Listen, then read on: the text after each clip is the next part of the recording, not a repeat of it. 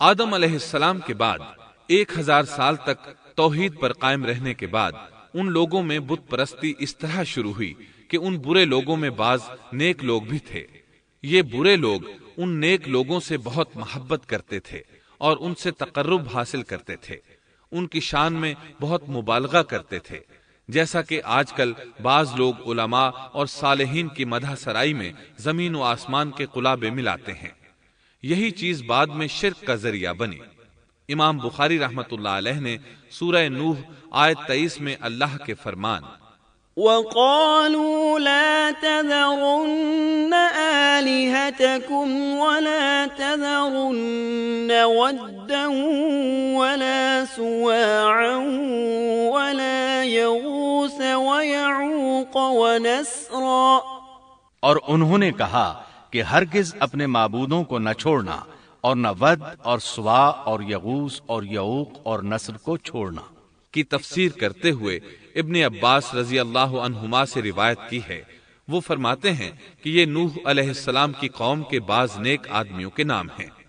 جب وہ فوت ہو گئے تو شیطان نے ان کی قوم کے دل میں یہ بات ڈال دی کہ جہاں وہ حضرات بیٹھا کرتے تھے وہاں ان کے بت بنا کر رکھ دو اور ان کو وہی نام دو جو ان بزرگوں کے تھے۔ انہوں نے ایسا ہی کیا اور پتھر کے بت بنا کر ان کے نام ان بزرگوں والے رکھ دیے۔ اس وقت تو بتوں کی پوجا نہ ہوئی، لیکن جب یہ لوگ فوت ہو گئے اور علم مٹ گیا تب ان کی پوجا ہونے لگی۔ ابن عباس رضی اللہ عنہما فرماتے ہیں نوح علیہ السلام کی قوم کے یہی بت بعد میں عرب میں پوجے گئے، اور اللہ تعالی کے فرمان وَقَالُوا لَا تَذَرُنَّ آلِهَتَكُمْ وَلَا تَذَرُنَّ وَدًّا وَلَا سُوَاعًا وَلَا يَغُوثَ وَيَعُوقَ وَنَسْرًا کا یہی مطلب ہے، یعنی ان نیک بزرگوں کے بت بنا لیے گئے اور آہستہ آہستہ ان کی پوجا شروع کر دی گئی، اور سب لوگوں نے ایک اللہ کی عبادت سے انکار کر دیا۔ نوح علیہ السلام اکیلے اس دنیا میں موحد اور توحید پرست باقی رہ گئے۔ نوح علیہ السلام کا نسب کچھ یوں ہے: نوح بن لامک بن متو شلح بن ادریس۔ اس طرح ادریس علیہ السلام ان کے پردادا ہوئے۔ اس وقت لوگوں کی عمریں بہت طویل ہوتی تھیں، اس لیے ہم کہہ سکتے ہیں کہ ادریس علیہ السلام کئی 100 سال زندہ رہے اور نوح علیہ السلام 1000 سال سے بھی زیادہ عرصہ زندہ رہے۔ عمریں لمبی ہونے کی وجہ سے ادریس علیہ السلام اور نوح علیہ السلام کے درمیان کافی مدت بنتی ہے، اور اسی مدت کے دوران کفر و شرک نے زور پکڑا اور بتوں کی عبادت شروع ہو گئی۔ تب اللہ تعالیٰ نے نوح علیہ السلام کو زمین میں مبعوث فرمایا۔ ابن عباس رضی اللہ عنہما سے روایت ہے کہ نبی صلی اللہ علیہ وسلم نے فرمایا آدم علیہ السلام اور نوح علیہ السلام کے درمیان 10 قرن تھے۔ ایک قرن 100 سال کا ہوتا ہے۔ آدم علیہ السلام کے 1000 سال بعد تک لوگ توحید پر قائم رہے، پھر آہستہ آہستہ شیطان نے انہیں شرک کے راستے پر ڈال دیا، شرک عام ہو گیا، ایک اللہ کی عبادت بالکل ختم ہو کر رہ گئی۔ تب اللہ نے نوح علیہ السلام کو مبعوث فرمایا، انہوں نے اللہ کی طرف دعوت دی، انہوں نے بہت مشقت اٹھائی، جیسا کہ سورہ نوح میں اللہ فرماتے ہیں بسم اللہ الرحمن الرحیم انا ارسلنا نوحا الى قومه ان انذر قومك من قبل ان يأتيهم عذاب أليم قال يا قوم إني لكم نذير مبين أن اعبدوا الله واتقوه وأطيعون يغفر لكم من ذنوبكم ويؤخركم إلى أجل مسمى إن أجل الله إذا جاء لا يؤخر لو كنتم تعلمون۔ اللہ تعالیٰ بخشش اور رحم کرنے والے کے نام سے شروع کرتا ہوں۔ یقیناً ہم نے نوح کو ان کی قوم کی طرف بھیجا کہ اپنی قوم کو ڈراؤ اور خبردار کر دو،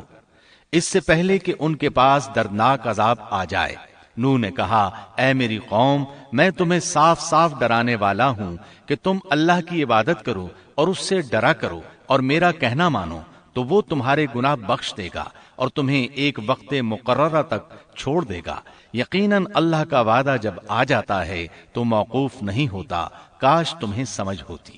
نوح علیہ السلام تبلیغ کے سلسلے میں سخت محنت کرتے، دن رات لوگوں کے گھروں اور ان کے اجتماعات میں جا جا کر انہیں دعوت دیتے۔ آپ انہیں اعلانیہ اور پوشیدہ طور پر دعوت دیتے، یہاں تک کہ دعوت دیتے دیتے انہیں 950 سال گزر گئے، لیکن سوائے چند لوگوں کے کوئی ایمان نہ لایا۔ تب انہوں نے اللہ سے دعا کی، اے میرے اللہ، میں نے اپنی قوم کو دن رات تیری طرف بلایا، لیکن میرے بلانے سے یہ اور زیادہ بھاگنے لگے۔ انہوں نے اپنے کانوں میں انگلیاں ٹھونس لیں، اپنے اوپر کپڑے اوڑھ لیے اور کہنے لگے، ہم تیری شکل دیکھنا نہیں چاہتے۔ میرے اللہ، یہ لوگ تیری باتیں سننا پسند نہیں کرتے۔ میں نے پھر بھی ان سے کہا، اپنے مالک سے بخشش طلب کرو، وہ بڑا بخشنے والا ہے۔ اس وقت نوح علیہ السلام کی قوم میں ایک بادشاہ تھا، وہ بہت مغرور تھا۔ وہ قوم سے کہنے لگا،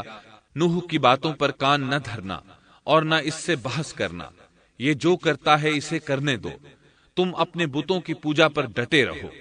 چنانچہ لوگوں نے نوح علیہ السلام کی باتوں کی طرف سے کان بند کر لیے، اپنے بادشاہ کی بات پر عمل کرنے لگے۔ تب نوح علیہ السلام نے اللہ سے فریاد کی،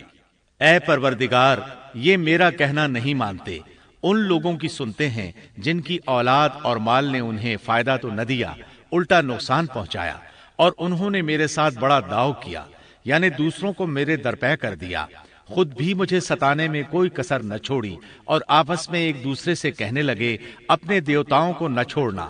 نہ ود اور نہ سوا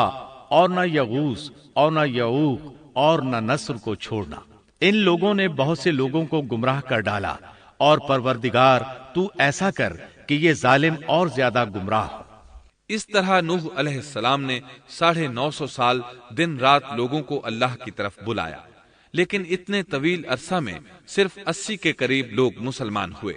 اور ان ایمانداروں کی اکثریت فقراء، مساکین، ناتواں اور غلام قسم کے لوگوں پر مشتمل تھی، جن کی معاشرے میں کوئی حیثیت نہیں ہوتی۔ مشکل سے 10 ایماندار ایسے ہوں گے جو شرف و جاہ کے مالک ہوں گے۔ چنانچہ نوح علیہ السلام کے مغرور سرداروں نے جب اس صورتحال کو دیکھا تو اکٹھے ہو کر نوح علیہ السلام کے پاس آئے اور کہنے لگے، اے نوح، ہم چاہتے ہیں تیری باتیں سنیں اور لوگوں کو بھی تیری باتیں سننے کی ترغیب دیں اور سب تجھ پر ایمان لے آئیں، لیکن اس سے پہلے ہماری ایک شرط ہے، یہ کہ آپ کے حلقے میں جو یہ ذلیل اور حقیر لوگ آ گئے ہیں انہیں دھکے دے کر اپنے پاس سے نکال دے، اس لیے کہ ہم اپنی قوم کے سردار، چودھری اور مقام و مرتبے والے لوگ ہیں، اس لیے ہم ان فقیر لوگوں کے پاس نہیں بیٹھ سکتے۔ اگر آپ انہیں نکال دیتے ہیں تو ہم ایمان لے آئیں گے۔ اللہ تعالیٰ نے نوح علیہ السلام کی قوم کے ان سرداروں کی تردید سورہ ہود آیات 27 تا 31 میں کی ہے۔ اللہ تعالیٰ فرماتے ہیں، فقال الملأ الذين كفروا من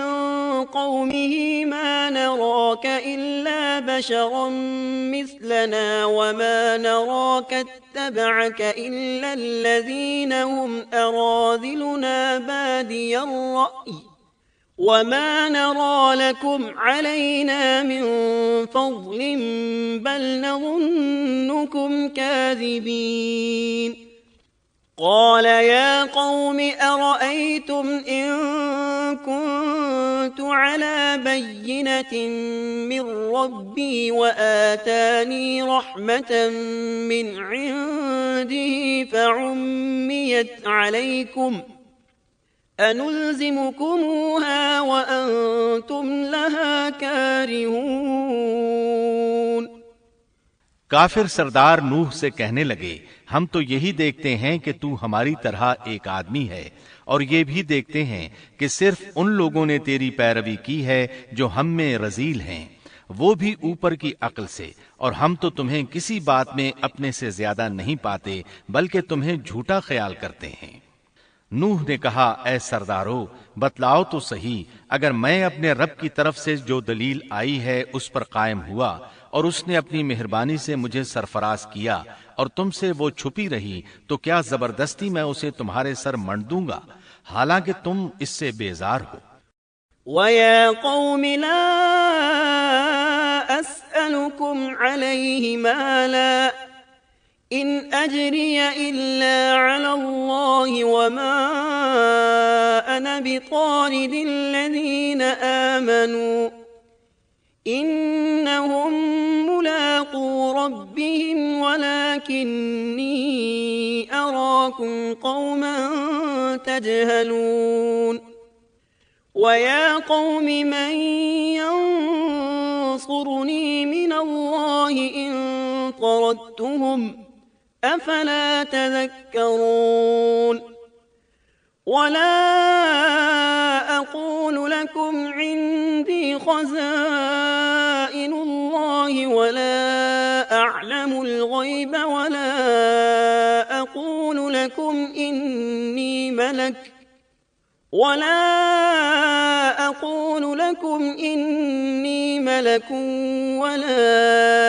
أَقُولُ لِلَّذِينَ تَزْدَرِي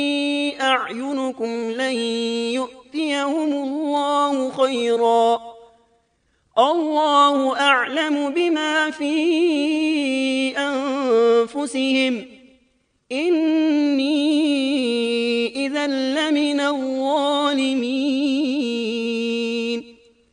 میری قوم والو، میں تم سے اس پر کوئی مال نہیں مانگتا، میرا ثواب تو صرف اللہ تعالیٰ کے ہاں ہے، نہ میں ایمانداروں کو اپنے پاس سے نکال سکتا ہوں، انہیں اپنے رب سے ملنا ہے، لیکن میں دیکھتا ہوں کہ تم لوگ جہالت کی بات کر رہے ہو۔ میری قوم کے لوگوں، اگر میں ان مومنوں کو اپنے پاس سے نکال دوں تو اللہ کے مقابلے میں میری مدد کون کر سکتا ہے؟ کیا تم کچھ بھی غور و فکر نہیں کرتے؟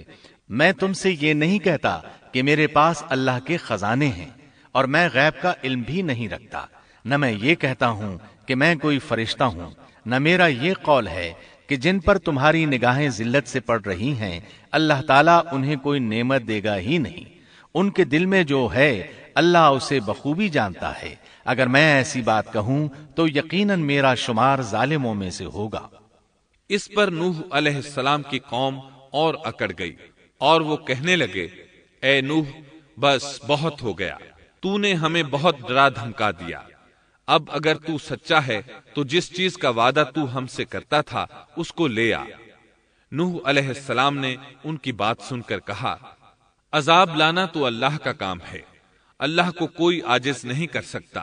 اور جب اس کا عذاب آ جائے گا تو کوئی بھاگ نہیں سکے گا۔ اس کے بعد نوح علیہ السلام کی قوم کا ان سے آمنا سامنا ہوا تو انہوں نے ان سے کہا، اے میری قوم، اگر تم پر یہ گراں گزرتا ہے کہ میں تم میں رہتا ہوں اور تمہیں اللہ کی باتیں سنا رہا ہوں، تم اس سے چڑھتے ہو اور مجھے نقصان پہنچانے کے درپے رہتے ہو، تو سنو، میں صاف کہتا ہوں، مجھے تمہارا کوئی خوف نہیں، تمہاری کوئی پرواہ نہیں، تم سے جو ہو سکے کر گزرو، میرا جو بگاڑ سکتے ہو بگاڑ لو، تم اپنے شریکوں اور جھوٹے معبودوں کو بھی بلا لو اور مل جل کر مشورے کر کے بات کھول کر پوری قوت کے ساتھ مجھ پر حملہ کرو، تمہیں قسم ہے تم میرا جو بگاڑ سکتے ہو بگاڑ لو، اس میں کوئی کسر اٹھا نہ رکھو، مجھے بالکل مہلت نہ دو، اچانک مجھے گھیر لو، میں بالکل بے خوف ہوں، اس لیے کہ تمہارے راستے کو میں باطل جانتا ہوں، میں حق پر ہوں، حق کا ساتھی اللہ ہوتا ہے، میرا بھروسہ اسی عظیم ذات پر ہے، مجھے اس کی قدرت کی بڑائی معلوم ہے۔ نوح علیہ السلام نے واضح الفاظ میں اپنی قوم کو چیلنج دیا، لیکن کسی میں طاقت نہ ہوئی کہ وہ نوح علیہ السلام کا مقابلہ کر سکے، چنانچہ کہنے لگے، اسے چھوڑ دو، یہ مجنون اور بے وقوف ہے، نعوذ باللہ۔ بہرحال معاملہ اسی طرز پر چلتا رہا، یہاں تک کہ سال ہر سال گزر گئے، لیکن کوئی مسلمان نہ ہوا۔ پھر پہاڑ پر رہنے والے لوگ روز بروز برائی میں ترقی کرتے چلے گئے، اور جو لوگ شروع میں ایمان لائے تھے ان کے علاوہ اور کوئی شخص ایمان نہ لایا۔ نوح علیہ السلام انہیں مسلسل دعوت دیتے رہے مگر بے اثر۔ یہاں تک کہ اللہ تعالیٰ نے نوح علیہ السلام کی طرف وحی کی کہ اب کوئی شخص ایمان نہیں لائے گا۔ اللہ تعالیٰ سورہ ہود میں فرماتے ہیں وَأُوحِيَ إِلَى نُوحٍ أَنَّهُ لَن يُؤْمِنَ مِن قَوْمِكَ إِلَّا مَن قَدْ آمَنَ فَلَا تَبْتَئِسْ بِمَا كَانُوا يَفْعَلُونَ۔ نوح کی طرف وحی کی گئی کہ آپ کی قوم میں سے جو ایمان لا چکے ہیں ان کے سوا اور کوئی اب ایمان نہیں لائے گا، پس آپ ان کے کاموں پر غمگین نہ ہوں۔ مطلب یہ تھا کہ آپ غم نہ کریں، اللہ کا حکم اب پورا ہونے والا ہے۔ غور فرمائیں، نوح علیہ السلام کے جذبے کو دیکھیے، مسلسل 950 سال تک دعوت دیتے رہے، لوگ انہیں جھٹلاتے رہے، لیکن پھر بھی ان سے نا امید نہ ہوئے۔ اب جب کہ اللہ کی طرف سے وحی آ گئی کہ ان میں سے اور کوئی ایمان نہیں لائے گا اور کسی میں طاقت نہیں کہ انہیں ہدایت عطا فرمائے، تو نوح علیہ السلام نا امید ہو گئے اور انہوں نے اپنی قوم پر بد دعا کی۔ اس کا ذکر اللہ تعالیٰ نے سورہ نوح آیات 26 تا 28 میں کیا ہے۔ وَقَالَ نُوحٌ رَبِّ لَا تَذَرْ عَلَى الْأَرْضِ مِنَ الْكَافِرِينَ دَيَّارًا إِنَّكَ إِن تَذَرْهُمْ يُضِلُّوا عِبَادَكَ وَلَا يَلِدُوا إِلَّا فَاجِرًا كَفَّارًا رَبِّ اغْفِرْ لِي وَلِوَالِدَيَّ وَلِمَن دَخَلَ بَيْتِيَ مُؤْمِنًا وَلِلْمُؤْمِنِينَ وَالْمُؤْمِنَاتِ وَلَا تَزِدِ الظَّالِمِينَ إِلَّا تَبَارًا۔ نوح نے کہا، اے میرے پروردگار، تو روئے زمین پر کسی کافر کو رہنے سہنے والا نہ چھوڑ۔ اگر تو انہیں چھوڑے گا تو یہ یقیناً تیرے اور بندوں کو بھی گمراہ کر دیں گے، اور ان کے ہاں جو اولاد ہوگی وہ بھی بدکار ناشکرے ہوں گے۔ اے میرے پروردگار، تو مجھے اور میرے ماں باپ کو اور جو بھی ایماندار ہو کر میرے گھر آئے اور تمام مومن مردوں اور عورتوں کو بخش دے، اور کافروں کو سوائے ہلاکت کے اور کچھ نہ دے۔ اللہ تعالیٰ فرماتے ہیں کہ جب نوح علیہ السلام نے ہمیں مدد کے لیے پکارا تو پھر ہم نے اس کی مدد کی اور اسے ایک بڑی کشتی بنانے کی وحی کی، لیکن نوح علیہ السلام نہیں جانتے تھے کہ وہ اتنی بڑی کشتی کیسے بنائیں، اور نہ ہی وہ بڑھئی تھے کہ اس کام سے واقف ہوتے۔ اس لیے اللہ تعالیٰ نے ان کی طرف یہ وحی کی کہ ہماری آنکھوں کے سامنے اور ہماری وحی کے مطابق ایک کشتی تیار کرو۔